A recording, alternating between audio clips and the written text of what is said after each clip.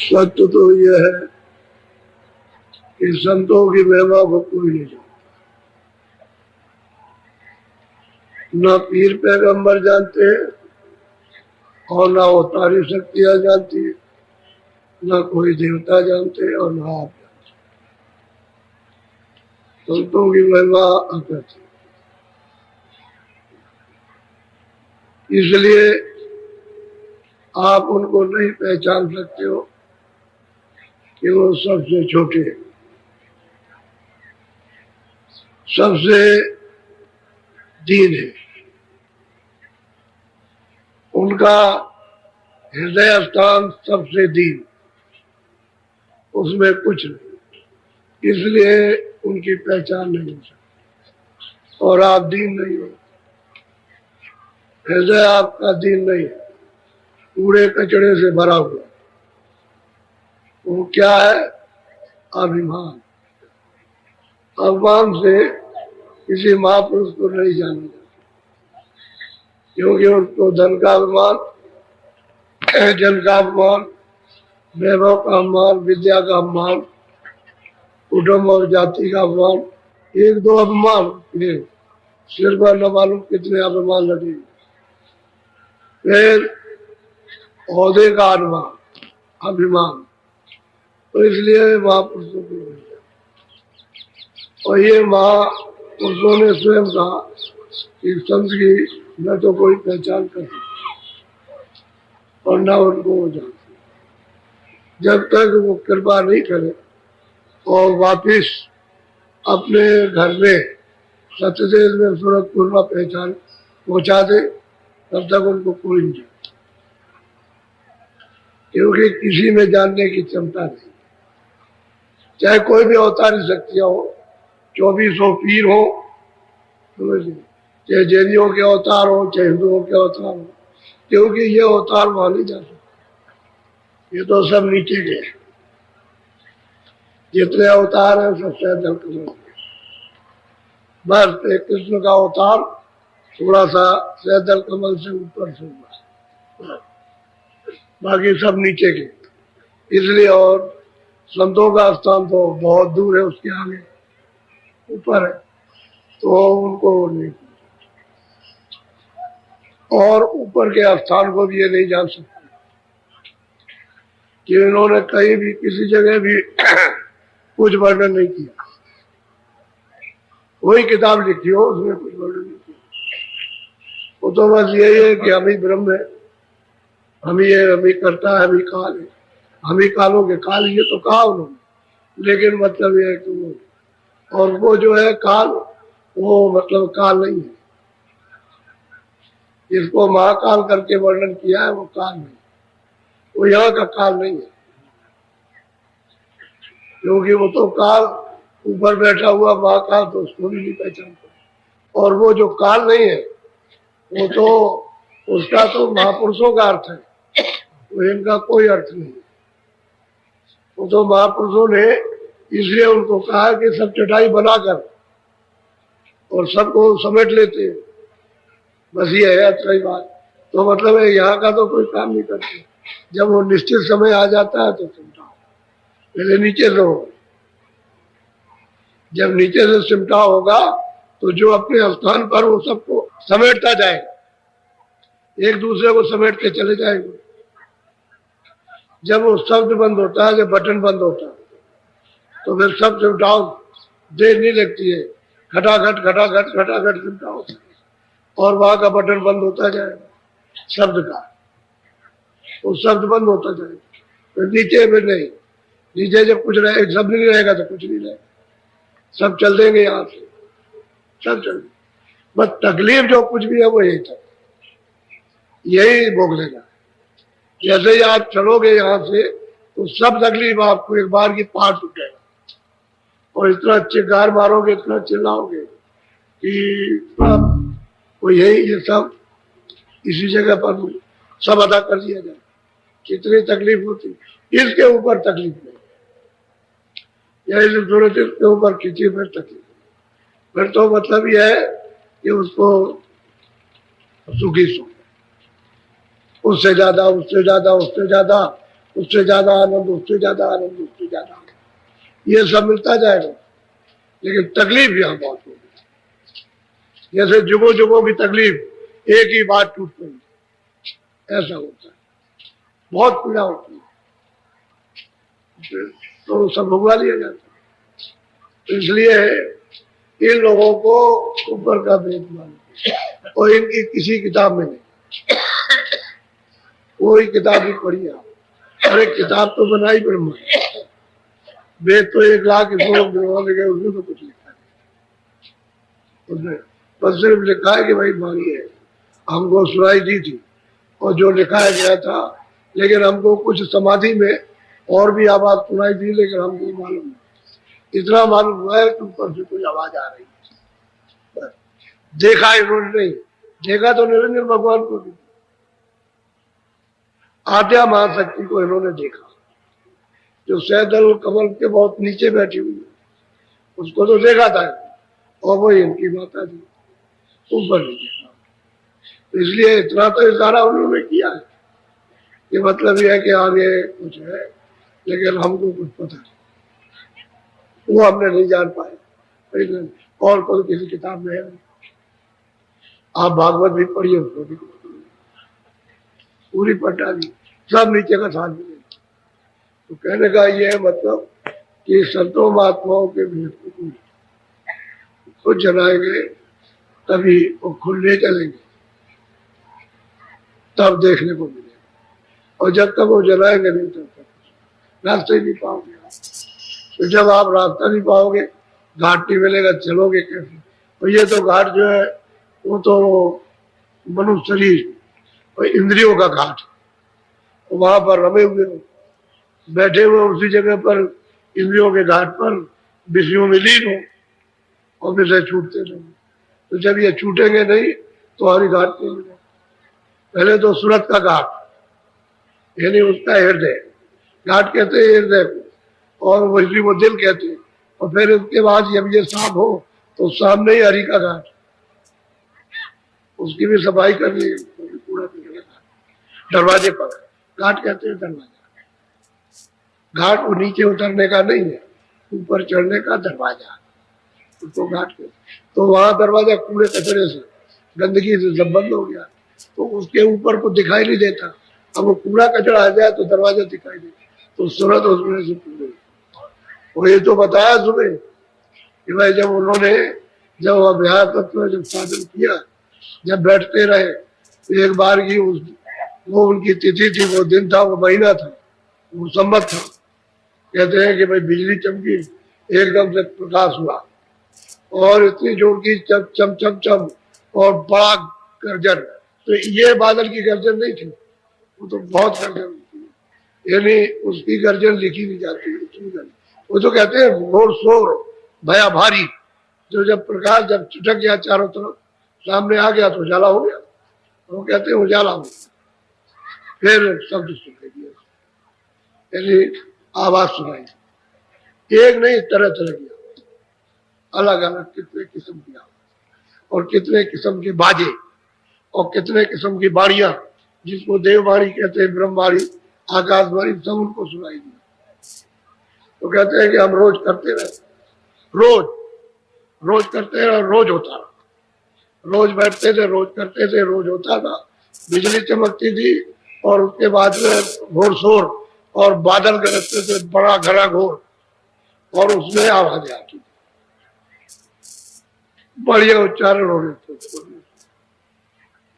तो चाहे नृत्य प्रति हम रोज ये काम करते रहे, आते जाते सुनते रहे, और एक दिवस सूरज चढ़ गई, उसी बीच वाली आवाज को पकड़ के चल, क्योंकि वो तो आवाज नाम की है शब्द, उसी को पकड़ के जब ऊपर चढ़ी तो फौरन उसको देर नहीं गुरुद्वार पर दरवाजे पर स्थान पर।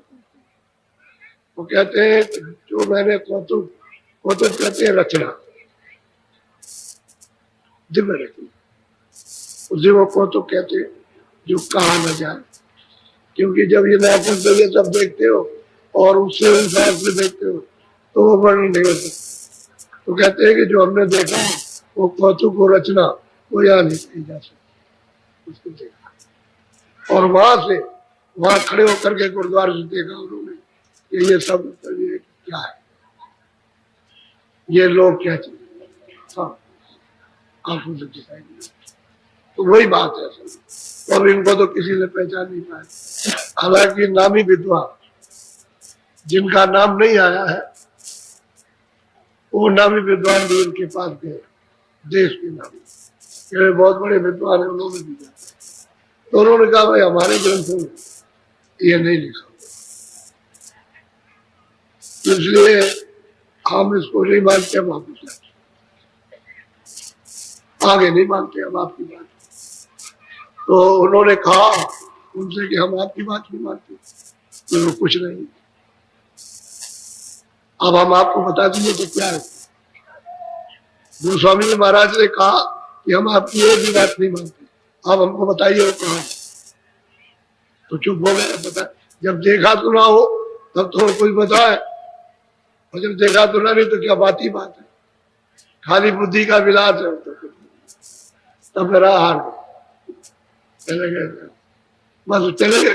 क्योंकि घमंड था, अभिमान था कि लोग मुझे सबसे बड़ा कहते हैं और मैं हार जाऊंगा तो मुझे लोग नीचा कहने लगेंगे।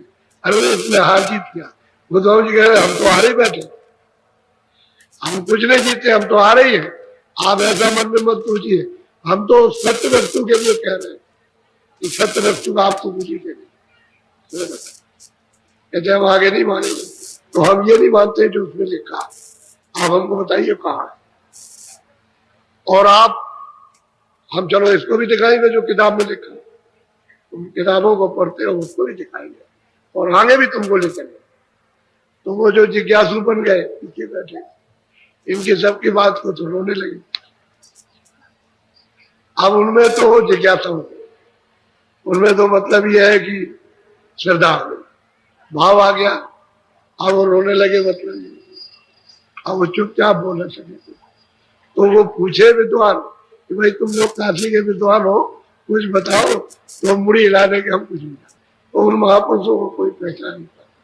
बुद्धि अगर प्रखर हो, बहुत विवेक में ऊंची बुद्धि हो कि सत्य असत का निरूपण करना चाहती, तो बात मान ले तो चल ही पड़े, तो चल देगा, उसको पा जाएगा। और जब वहां तक पहुंच जाएगा तो कहेगी चलो आगे, तुमको अब चलो आगे दिखाती है, तब बन जाएगा। लेकिन इनको पहचानना ये परे की बात है। इनको पूरे ब्रह्मांड में रहिए तो इनको नहीं पहचान सकते। पूरा ब्रह्मांड देख लीजिए, ईश्वर को भी पा लीजिए, ब्रह्म को भी पा लीजिए, तो वो संतों को नहीं पहचान पाएंगे क्योंकि वो तो परे जाते। इसलिए उनकी ये पहचान जब वहां पहुंच जाएंगे जहां से सारा विस्तार हुआ, इन सबको मतलब ये भेजा गया और ये सब इनकी आवाज से सब कुछ ये मंडल और अयुतों में मान तो पहचान, क्योंकि उनका तो वहां दरबार लगता है। ये भी पहुंच जाएगा तब ये महापुरुषों की क्या महिमा, क्या सिफत, बाकी कोई जान नहीं सकता। अब जब सुनिए उनकी बात थोड़ी सी, जब सुन लीजिए चलो। तीन लोक भीतर होरुबा देखा, कहो कहाँ लगे बिज बिज देखा। कहते हैं भाई मैंने तीन लोग वो देखा, बाहर भी देखा और अंदर भी देखा। तो जो बाहर देखा है चरमाखों से तो छाया, और अंदर देखा है तो अंदर की रचना अलग है बाहर की। बाहर की जड़ रचना, अंदर की जड़ चेतन, यानी चेतन है। वो लिंग और चेतन है, ये जड़ चेतन। ये रचना जड़ चेतन है और वो लिंग चेतन, वहां जड़ नहीं है। कहते हैं कि मैंने उधर भी फिर वो सूक्ष्म चेतन है, फिर कारक चेतन है, तो कहते हैं हमने उत्तर देखा और उसकी छाया है अपनी। साधकों को ऐसा मिलता है, कभी कभी बताते हैं साधक कि जब बैठते हैं, देखते हैं, सुनते हैं, और सुनते हैं तो देखते हैं कि आदमियों के झुंड में तो झुंड हो जरूर, लेकिन वो आदमी बोलेंगे नहीं। आदमियों की शकल सब दिखाई देगी, पूरी शकल है, आदमी आंख भी है, कान भी है, सब कुछ है, और स्त्रियों की भी शकल दिखाई देगी, लेकिन वो बोलेंगे नहीं। क्यों नहीं बोलेंगे कि छाया पड़ी, उस पर्दे पर वो छाया, उस पर्दे पर वो छाया, कई जगह छाया पड़ करके तब ये छाया बनी, तब पड़ी। तो बोलेंगे नहीं दिखाई दे रहा। तो लोग कहते हैं हमने आदमी बहुत बैठे हुए देखे, चलते हुए देखे ऐसा, तो वहां चलते हैं आदमी, औरतें चलती है वहां, अब वो तो सब्ज पर चलती है, ये पृथ्वी तो उधर है नहीं है, तो मतलब है वो तो लिंग शरीर है, तो शब्द के ऊपर वो चलती, वहां शब्द है, तो उस पर ये चलती है तो यह दिखाई देता है, तो चलते हुए फिरते ऐसा मतलब नहीं, तो ऐसा दिखाई उनको देगा। फिर मतलब यह कभी कभी ऐसा होगा कि इधर सूरज निकला है, इधर निकला हुआ है, नीचे की तरफ निकला हुआ, तो उसका प्रतिबिंब पड़ा, उसी का प्रतिबिंब ये सूरज चांद और तारे। अंदर का तो जो मंडल है तारों का है वो बहुत, ये वहां चीज नहीं, न ये आकाश है, न इसका उनके मत मैले तारे, न इस तरफ का वो नीला आकाश है, वो तो बहुत ही विचित्र है। और सूरज का भी जो मंडल है वो विचित्र सूरज, फिर में एक दो नहीं, तो फिर अनगिनत सूरज, जमीन पर सूर्यों की फर्श बिछी है। अब जब घास की तरह से सूर्यों की फर्श बिछी हुई है तो आप क्या गिन सकते हैं?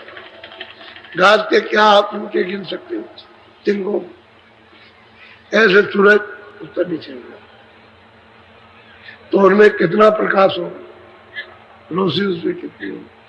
अच्छा, इतने मुलायम है कि उसकी यहाँ कोई चीज नहीं जो तारीफ करे, मखमल कुछ नहीं उसके सामने, उसमें बैठ जाइए तो हजारों मतलब ये है कि जो नीचे चले जाइए, इतना मुलायम। जैसे हम झूले में बैठ करके तो चले जा रहे हैं, ऐसे ही मतलब ये ऐसा दृश्य है वहां का। वही तो उन्होंने कहा कि देखा कौतुक कहा न जाए, कहा नहीं जाता, ये नहीं उसके इशारे किए जाते हैं कि यार ऐसी कोई चीज है नहीं, क्या आपको बताया, संतों महात्माओं कोई नहीं। कहते 3 लोग हमने अपनी इस दिन मांग से ये क्या चर्चू तीसरी आंख से देखा, और इधर भी देखा जो ही है। तो कहते हैं कि जो वहां है उसकी छाया, अब उस पिंड में कोई ब्रह्मा विष्णु महादेव नहीं है, लेकिन उसकी छाया पड़ी। अब उसका भेद तो यह है कि मेरुदंड है, तो उसके स्थान बना दिए कंठ चक्र, ये 16 पकड़ियों का है, ये है हृदय, इस पर आद्या महाशक्ति निवास करती, इस पर शिव जी निवास करते हैं, ये नाभि पर विष्णु जी निवास करते हैं, इंद्रिय द्वार पर ब्रह्मा, और गुदा चक्र पर गणेश जी, तो वो निवास नहीं करते, वो वहां बैठे ऊपर उनकी छाया। सूरज के प्रकाश में मेरुदंड में उससे मतलब यह है कि 16 पखड़ियों का कमल, उस पर वो प्रकाश सूरज का पड़ता है, उसमें मतलब यह है कि वो छाया दिखाई देती है। जब योगी योग करते हैं तब दिखाई देती है ऐसे नहीं, और संतों को सीधी दिखाई देती है, जब ऊपर निकल जाएंगे तो सीधी दिखाई देगी, वो दृष्टि से दिखाई देती है, छाया है, और उनका रूप अलग है, छाया। तो असल में छाया पड़ी, तो छाया से हम लोग समझते हैं चलो गणेश जी मिल गए, प्राणायाम करने से ये ब्रह्मा मिल गए, चलो शिव मिल गए आज, और यहाँ से प्राणों को चढ़ा करके फिर यही आना दोनों आंखों, और यही से शब्द मिले। तो प्राणों को चढ़ा करके जब प्राणायाम करते थे तो ऊपर की आवाज को जब सुनते थे तभी चढ़ करके ऊपर जाएंगे, वैसे दूसरा कोई रास्ता नहीं। तो इतनी मेहनत क्यों की जाए, और अब तो शरीर भी नहीं है योग करने का, और खान पान भी ठीक नहीं, रहन सहन भी ठीक नहीं, व्यवहार चलन भी ठीक नहीं, तो अब तो योग हो ही नहीं सकता। अब तो उनका सब हटाओ, नीचे का सब छोड़ दिया,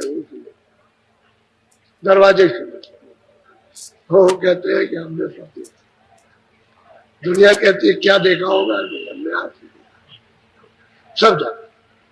अब इनकी आंखों से जब कहते हैं ये सब जान लिया तो कुछ छुप सकता है, जब 3 लोग को पहचान हुआ तो कोई छुपेगा, कोई घाट कि कैसे सुनते आती डाली जाती, कौन ले जाता, कहाँ हिसाब होता, कहाँ लिखा जाता, कहाँ पहुंचे? तो सब दिखाई देता अंदर की दिमाग से, तो कोई चीज छुपती नहीं। और कह रहे हमको सब बोले जो ब्रह्मांड भरा जग माही, तो देखा सब घटक में जाए। कहते मैंने घाट पर जब मेरा सिमटा हो गया तो मेरे मतलब एक घाट पर यहाँ सूरत के घाट पर, और फिर यहाँ से खिंच के गया गुरु घाट पर, सब देखा, सब जितना भी है सब पसारा दिया। इन्होंने कैसे कैसे पसारा किया सब मालूम। बोलो नेत्र नेत्र सहल सूरत संग लेखा, निरखाया गम निगम। और वो कहते हैं नित्य प्रति हमने उन ब्रह्मांडों की रोज सैल की। सैल कहते हैं सफर, रोज आते और जाते रहे ब्रह्मांडों में और सब देखते रहे रोज। सूरत हमारी आती जाती रही क्योंकि नाम तो जाग गया, आवाज जाग गई, आवाज को पकड़ लिया, रोज आते रहते चढ़ते उतरते। और कहते हैं कि हमने ईश्वर को भी देखा। निगम कहते हैं ईश्वर यानी खुदा परमात्मा, जिसको गाठ कहते हैं। अगम कहते हैं जो ब्रह्म है उसके ऊपर, कहते हैं निगम और अगम, कहते हैं हमने दोनों को देखा। तो रोज सूरज जाती है, रोज आती है, रोज जाती है। बोलो कस कस कहो अगम विधि नाना, एक दिवस गई चढ़े असमाना। कहते हैं कि ये तो जो कुछ वहां का विधान, जो वहां की रचना है, उसको क्या वर्णन करूं। किताबें कागज रियाई स्याही कलम मिलेगा नहीं, इतना हाल है यानी ऐसी दिव्य अलौकिक रचना वहां की। तो कहते हैं कि ऐसे देखते देखते चढ़ते चढ़ते एक दिन सूरज चढ़ गई और ऊपर चली गई। इनको सबको छोड़ दिया, ईश्वर को भी छोड़ दिया, ब्रह्म को भी छोड़ दिया, तीनों लोगों को छोड़ दिया। तो ये भी छोड़ दिया, ये पिंड, ये तो पिंड लोग, इसको तो छोड़ ही दिया। और ऊपर जो और लोग हैं, यानी मतलब यह है कि लिंग सूक्ष्म कारण कहते हैं, उसको भी छोड़ दिया और सूरज चढ़ गई। बोलो वहाँ की सहल चोज कछुआर, कहते हैं वहां की जो कुछ भी दृश्य खूबसूरती और वहां का आनंद, वहां का प्रकाश और वहां की मतलब यह वहां का अमृत, कहते हैं कि बड़ा भारी है। इतना ही उन्होंने कहा कि बहुत, अब यहाँ कुछ नहीं इसके बारे, वहां है। कहते हैं सब मैंने वहां की चौज मौज, सब वहां का आनंद, वहां की खूबसूरती, सुंदरता, वहां की रचना, भिन्न भिन्न विविध बात, कहते हैं सब मैंने देखा। बोलो अंड खंड ब्रह्मांड से न्यारी। अब वो कहते हैं कि अंड खंड यानी वहां पे, और कहते वहां और ये पार ब्रह्मांड से सबसे न्यारा अलग। और उसमें किताब में विराजमान, जैसे मंदिर है तो बड़ा विशाल मंदिर है और इतना चमकता है इतना मंदिर, और उनकी मतलब सुंदरता, वो तो श्याम सुंदर है ही, तो खूबसूरती तो उनकी है ही, इसमें क्या करें। लेकिन ये है कि मंदिर में बैठे, बड़ा विशाल मंदिर। अब जो उसने मंदिर को देखा तभी तो आपका नमूना आया मंदिर का नमूना, दूसरा उनका कोई मंदिर नहीं बन वैसे। ये सब बड़े बड़े महलों में बैठे हुए, छोटे महल नहीं, वो तो बताए नहीं, बड़े बड़े महल। ऐसा नहीं है कि ऐसे ही सूखे में बैठा दिया, तब रचना का तो तब विस्तार किया है जब सब मसाला एकत्रित सब कब्जे में हो जाएगा, तभी तो रचना करेगा। ऐसे कैसे? तो छोटा आदमी क्या कर सकता है जब तक बड़ा नहीं। इनमें अगर तीन लोग की शक्ति ना हो इनमें, तो मतलब रचना कैसे हो? तीन लोग की शक्ति है तभी तो रचना होगी, ऐसे नहीं हो सकती। लेकिन वो वहां के लिए घूम, उस सत्य देश के लिए जो सतलोक है, उस सागर के लिए तो एक, बाकी तीन लोग की रचना बहुत बड़ी है। तो कहते हैं कि मैंने ये सब कुछ देखा अपनी आंखों से, और तीनों लोगों में अंड खंड और ब्रह्मांड के पार भी देखा, और वहां की चौज में सब याद। यहाँ कुछ है नहीं, ब्रह्म ना ईश्वर के लोक में, न ब्रह्म के लोक में, न पार में। कहते हैं वहां का आनंद ही। असयस देखाय मत माथा, चौथा पद सतलोक। अब ऊपर में कहते हैं पार ब्रह्मांड के ऊपर में महाकाल, तो उनका तो इतना बड़ा लंबा मैदान है कि 1 खरब योजन चल जाएंगे। तो खरब योजन तो आपके कोई सारा संसार है कोई। खरब योजन 1 योजन को 4 कोस कहते हैं।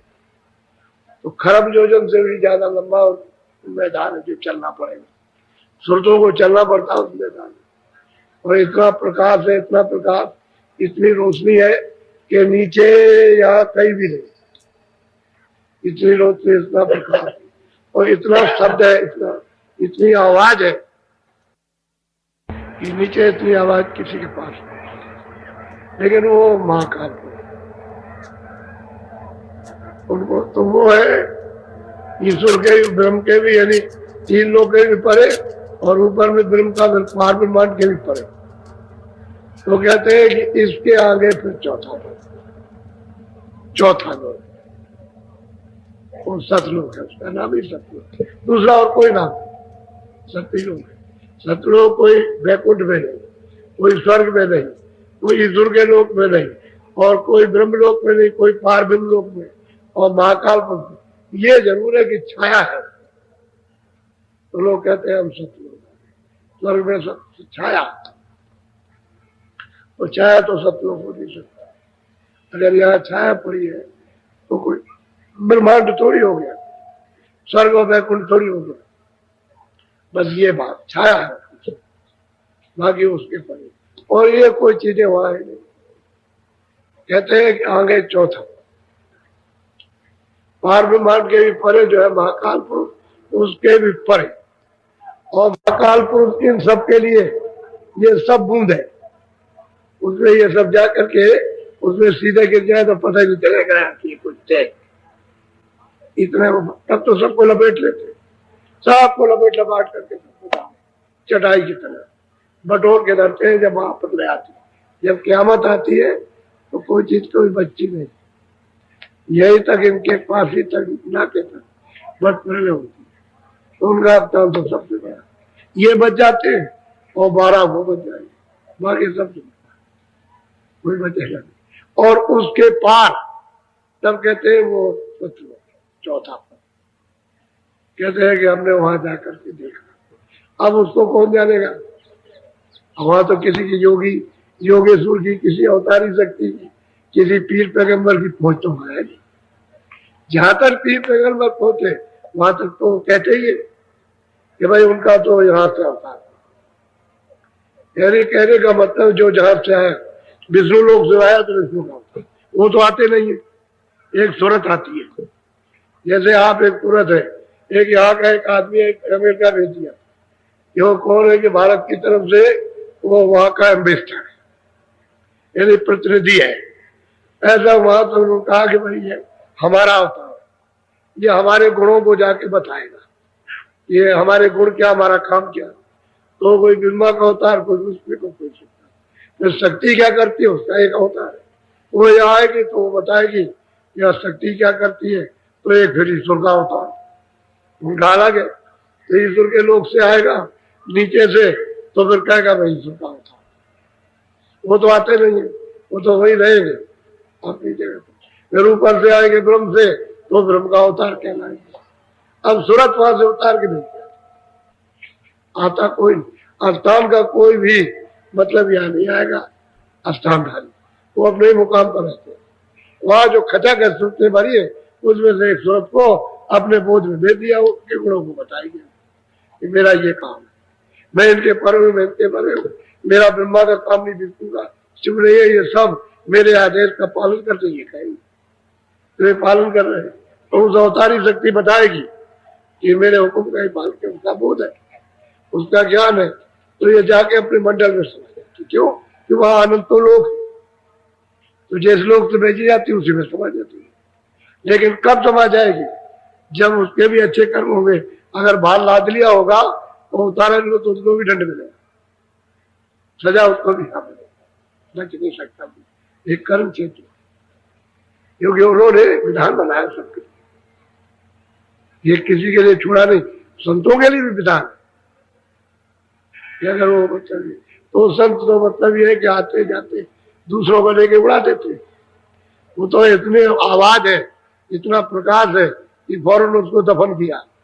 नहीं तो ये प्रेमी कभी हल्का कभी साफ नहीं हो सकता, वो तो गंदा का गंदा ही रहेगा। जो लदा रहेगा उसे तो कर्मों का उसे बोझा देना है, तो साफ कैसे हो, जब कमरों से निवृत्ति होगा तो सूरत ऊपर नहीं जा सकती। इसलिए वो तो उस आवाज में और प्रकाश में सब दफना देते, जला देते, वो तो काम हो जाता, उड़ा देते, तब वो हल्का होगा, तब वो निकल सकेगा, जा सकेगा। और इन लोगों पर जो भार लग जाता है तो इनके बाद में वो धार नहीं है जो साफ कर, इनको भोगना पड़ता है, बचेंगे नहीं। सब देखा जाता है कि कौन किस लोक से आया, राम किस लोक से आए, कृष्ण किस लोक से आए, ये किस लोक, शिव जी किस लोक से आए, ब्रह्मा किस लोक से और विष्णु किस लोक से, ये जितने भी पीर पैगंबर सब मालूम होते हैं वहां कौन किस लोक से आए और किसका क्या काम, किसने क्या काम किया, वहां छुपने उड़ने वाला कुछ नहीं। अब वो कहते हैं कि भाई मैं अंड खंड ब्रह्मांड पार ब्रह्मांड के पास कहते हैं। और फिर कहते हैं जो आगे कहते हैं चौथा था, वो चौथा लोग सतलोक, वही से सुरते आई, और ये भी सब वहीं से आए, जितने भी सुरते जिस मंडल में भी आए वो सब वहीं से भेजी गई। पहले ये आए और उसके बाद में मतलब ये कि उनको भेजा सकती थे, बस ये बात है। ये भी वही के, लेकिन ये बात है सतपुरुष ने इन सबको देश निकाला कर दिया, ये वहां नहीं जा सकते, सुर से पहुंच जाए। ये मनुष्य शरीर में जो सुरते हैं संतों की कृपा से दया से रास्ता लेकर ये तो घर में पहुंच जाएंगे, लेकिन ये नहीं जा सकते। और डरते इतना है कि अपनी जगह पर अखंड उसका ध्यान कर कि हमारा राज्य में चला जाए,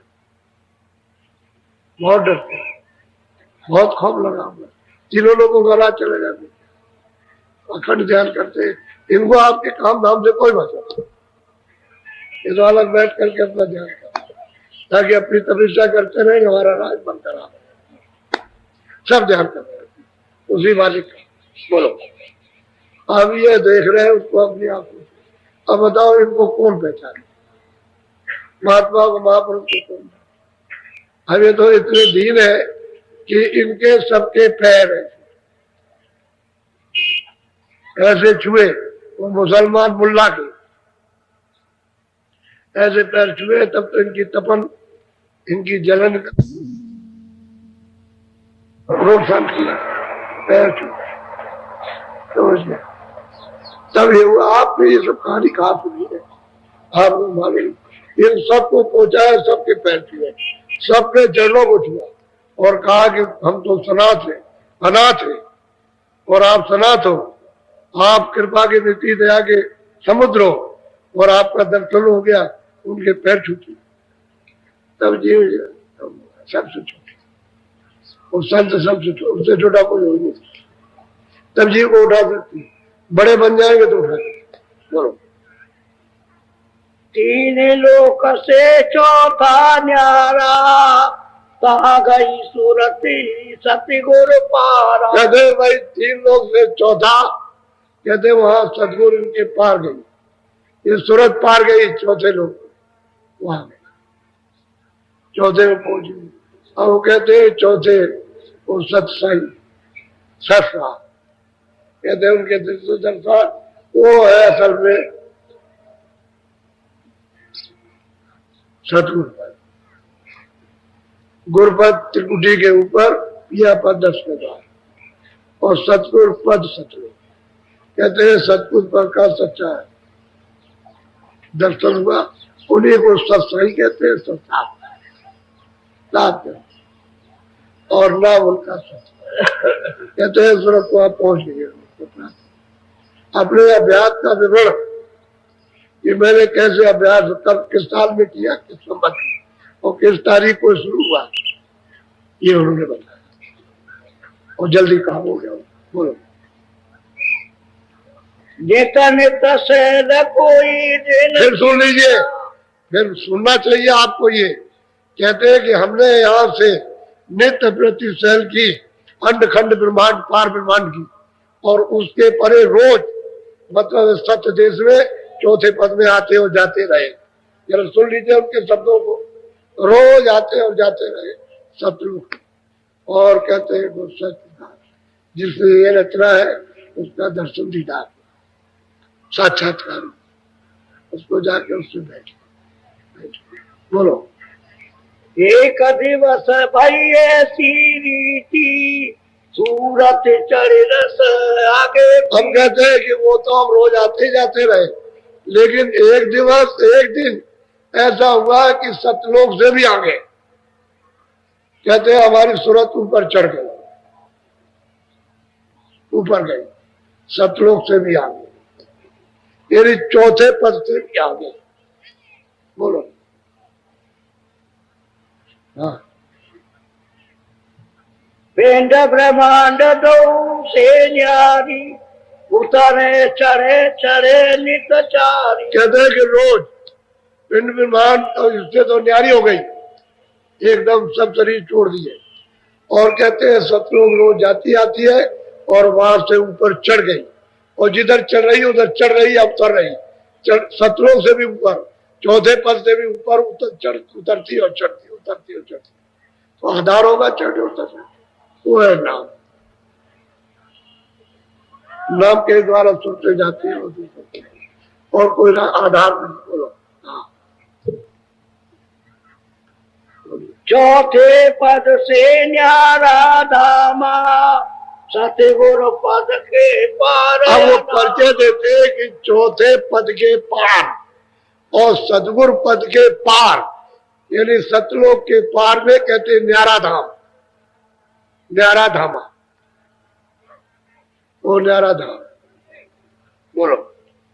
तुलसी प्रीति सुरत की लागी रात दिवस सोवे। अब कहते हैं वो न्यारा धाम क्या है कि वो कहते हैं अनाम, वो अनाम धाम।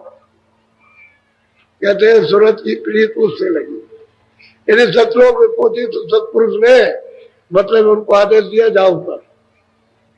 तो बस कहते हैं कि हम रोज आते आते चढ़ गए ऊपर की तरफ, ऊपर की तरफ सतपुरुष के आदेश से गई। तुरंत जब पहुंची तो आदेश मिलता हो कि ऊपर जाओ। जो सुरते पहुंचाएंगे ऊपर सब जाएगी, सबको आदेश मिलता है। तो ऊपर में जब जाएंगे तो चढ़ के जाएंगे तो अलग लोग, अलग पुरुष के दर्शन। तो वो कितना बड़ा है ये सब रचना, तो सतलोक से, वो तो सागर है लेकिन उससे भी बड़ा हुआ अलग, और अलग लोग से बड़ा अगम लोग। और फिर अनामी धाम तो अपार है। कहते हैं चौथे पद के पार और सदगुरु पद के पार कहते हैं धाम। वो धाम जो है वो अब वो गए तो ऊपर चढ़ गई, पार गई, और जहां से ये सब विस्तार हुआ था और उस मालिक के पास। बोलो। बोलो। कहा लगे ज्ञान कहो गति गाई तुलसी से कही न। महाराज कहते हैं कि मैं वहां का जो कुछ भी हमने जो देखा अपनी आंखों से और जो कुछ वहां का है वो किस मुख से कहा जाए।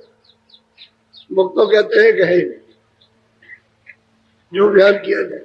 और सब महात्माओं ने जितने भी गए सबने सारे किया, कुछ कहा नहीं, जो कुछ भी कहा और नहीं किया। वो तो सुरते ही देखती है उसको, क्योंकि सूरत चेतन में चेतन उसको देखती है। कहते हैं जो कुछ आप मुझसे बयान कर सकते। बोलो।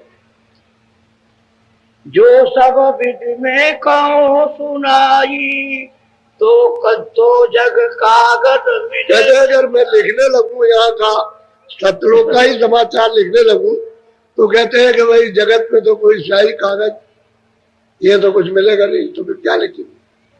जब कागज शाही नहीं, कलम नहीं, तो कुछ नहीं लिख सकते। तो देख, और फिर वो जो चौथे पद के पार जो अनामा है वो धाम है, उसका तो कौन वर्णन करे। सब चुप हो गए। बोलो।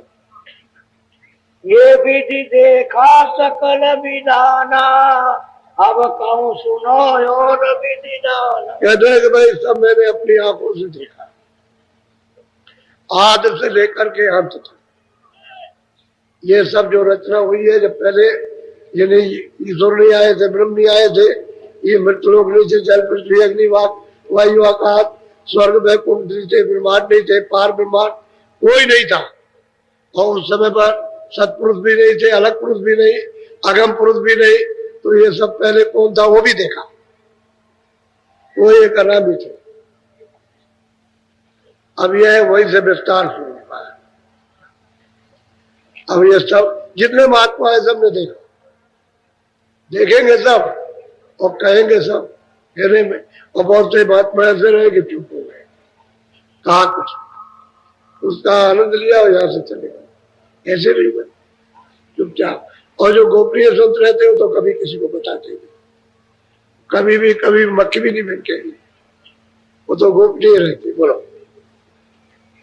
कांज गुरु ने राह बताई, देह गुरु से कछु। बड़ा साहब कहते हैं बच्चे बच्चियों कि कंज गुरु हमारे थे, उन्होंने राह बताई और कंज गुरु ने वो पहुंचाया, लेकिन जो देह गुरु है वो कुछ नहीं कर सकता। जो शरीर में फंसा हुआ वो क्या करे? अंधा क्या करेगा? जो रास्ता नहीं देखा, जिसने जानता नहीं, वो क्या कर सकता है? जे कंज गुरु ये रास्ता बताया, तब मैं वहां पहुंचा। ये सब कृपा उनकी हुई। अब इन्होंने कहीं तो नहीं कहा कि राम ने पहुंचा दिया, किसने पहुंचा, या मैं राम का भक्त हूं, किसका? वो तो पक्के उसके कंज गुरु के भक्त थे, दूसरा कोई कुछ नहीं, वो उन्हीं के। तो कहते हैं कि भाई कंज गुरु ने ये रास्ता बताया, वहां पहुंचाया। और देह गुरु से तो कुछ बनने वाला है नहीं। तो देह गुरु तो आप करते ही रहते हो सब जगह। अब जन्म के देह गुरु हो गए, फिर ये हो गए, कर्मकांड के जगत गुरु हो गए, ब्याह शादी हो गए, ये हो गया। फिर मतलब समाज में जो कुछ परिचय आया तो चलो भाई ये हो जाओ, तो स्वर्ग में कुंड में जाने के फिर गुरुदेव बना दिए। तो एक नाम मात्र के जो कुछ कहते हैं वो एक भी बात की कोई करते। बोलो। अब आगे विधि सुनो विधाना, ताकि विधि कहूँ परमाना। कहते हैं जरा और सुन लीजिए, थोड़ा सा प्रमाण उसका ले लीजिए। हम कहते हैं हम प्रमाण देंगे, आप बोलो। ऐसे कई दिन बीत सिराने, राजापुरी जगत सब जाने। कहते हैं कि ऐसे बहुत दिन हो गए राजापुरी रहते रहते, ये सब उन्होंने जो कुछ काम करना था राजापुर में कर दिया। कहते हैं कि बहुत दिन हो गए राजापुर में, तो वो अपनी बात कह रहे हैं कि जरा सुन तो लीजिए उसको। ये दिन राजापुर में बीत गया, हम तो आते जाते रहे मालिक के पास में। बोलो। लोग दरस को नित नित आवे, दरस भाव सबको उपजावे। वो कहते हैं लोग दर्शन के लिए नित्य आने जाने लगे हमारे पास में, और दरस भाव बड़ा लोगों में उत्पन्न हुआ कि दर्शन करो दर्शन करो दर्शन करो, चलो चलो दर्शन करो। ये मतलब भाव उत्पन्न हो गया, चलो दर्शन करने चले। यही राजापुर गांव में अभी तो उम्र भी कुछ नहीं है। बोलो। नर नारी सब आए जारी, दर्शन करे पारस। अब वो नरो नारी कहते हैं सब घरों के लोग, एक तरफ से अच्छे बच्चे कच्चे सब दर्शन के लिए, एक तरफ से गांव के गांव चला दर्शन के लिए। और फिर आकर के दर्शन करे सिफारिश, इसका कुछ ठीक कर दिए, इसका कुछ ठीक कर दिए, इसको तकलीफ है, इसको तकलीफ है, इसको तकलीफ, तो सिफारिश करे भाई हमारा कुछ कह दीजिए, हमारा बच्चा जो है ठीक हो जाए और ये ठीक हो जाए, ये सिफारिश कर जार करके तमाम गांव के गांव यदि टोली बना करके और चलते दर्शन करने का बड़ा भाव उत्पन्न हुआ लोगों। अब ये भीड़ लगने लगी तो घर वाले कहे क्या हो गया, ये तो घर में कामकाज भी नहीं हो सकता, ये तो यहाँ लोगों की भीड़ जमा होने लगी। बोलो। फिर हीर काशी का बासी, रहे राजापुर नौकर पास। कहते हैं कि हृदय काशी में रहता था, उसका घर काशी में, लेकिन राजापुर में वो नौकरी करता था किसी सेठ के यहाँ। आप उसकी बात आई थोड़ा, उसको भी सुन लीजिए थोड़ा सा। अब ये राजापुर में घरी में जब ये सब नर नारी दर्शन करने जाए तो उसको जो भाई कहाँ जा रहे चले गए, महात्मा के दर्शन करने जा रहे, तो उन्हीं के झुंड में ये भी आ गया दर्शन करने के लिए। तो ये हृदय ही नाम उसका हृदय था, जात का ही था और काशी का वासी था। राजापुर में नौकरी करता था, नाव से माल आना जाना उसको लगाता था। बोलो। बहु प्रतिदिन दर्शन को आवे, प्रीति बड़ी हित कहा। कहते जो हृदय ही रोज दर्शन को, उसी झुंड के साथ में बहुत प्रेम हो गया, बहुत प्रीत हो गई, प्रीत प्रति विश्वास उनका बहुत हो गया, ये अति से ज्यादा हो गया और उनके सिवाय वो किसी को मानता भी नहीं। इतनी प्रीत, इतना प्यार और इतना हर वक्त दर्शन के लिए रोज आता जाता था। बोलो। रात दिवस दिन दिन रहे पासा, तुलसी बिना और नहीं। कहते हैं रात और दिन पास ही रहे और सेवा करे और कहते हैं कि हमारे बिना दूसरे को और कुछ नहीं, तुलसी तुलसी तुलसी, यही बाहर और पुकार लगा, अंदर और बाहर, और किसी को मानता नहीं। बोलो। एक दिवस भई ऐसी रीति, काशी गए बहुत दिन। इसको तो रास्ता इन्होंने बता ही दिया, इसका तो बता करके काम कर दिया तो इसका नाम आया। तो कहते हैं कि भाई एक दिन ऐसा हुआ, बहुत दिन के बाद ये चला गया काशी। आज्ञा दी काशी के, इन्होंने आज्ञा दे दी कि अच्छा चले जाओ काशी के। चला गया काशी अपने घर पर, जहाँ ये रहता था। बहुत दिन के बाद गया तो काशी गया। अब गोस्वामी जी महाराज क्या कहते हैं उसको सुन लीजिए।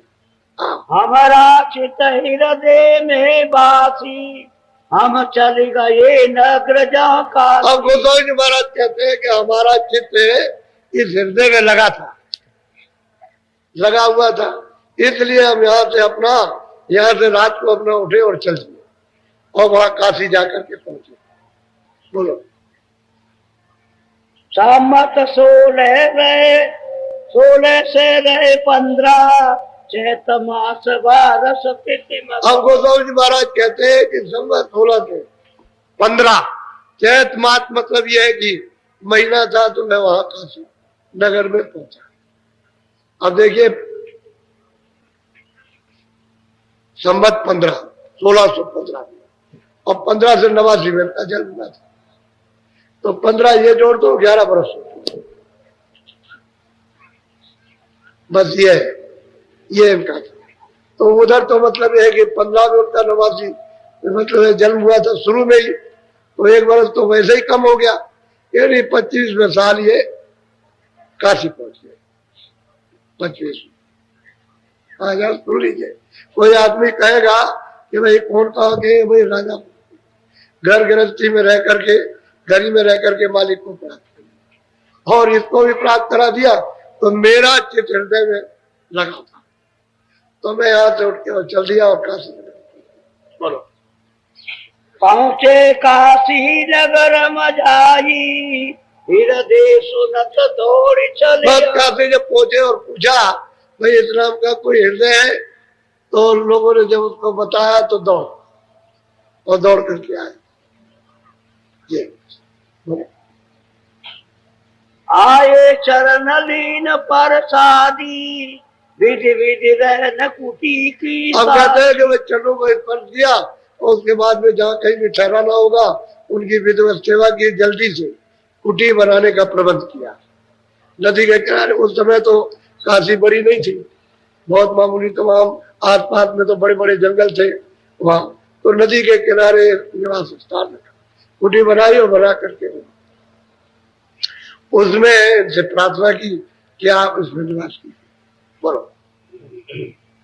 कुटी बनाए की नया स्थाना, काशी में हम रहे निगम। बात कहते हैं कुटी उसने बना दी और हमने निश्चय कर लिया चलो अच्छा यही रहेंगे, यहीं से कुछ काम करेंगे। अब देखो 15 संवत 16 से 15 में काशी पहुंचे और 1589 में जन्म हुआ था। ये उनकी उम्र की। अब देखो 25 साल के अंदर कितना बड़ा काम किया। अपना तो काम कर ही लिया और 4 के नर नारी दर्शन करने जाते थे एक तरफ, और यही सिफारिश करते कि हमारा ये ठीक कर दिया, हमारा ये ठीक कर दिया। तो वैसे तो बहुतों का किया होगा उन्होंने, तभी तो भीड़ लगी है उनके पास। उन्होंने देखा कि बड़ा मुश्किल, तो बस घर छोड़ के चले। उसके बाद भी चले काशी। अब वहां पर थोड़ा और बोल दो, एक आध चलो।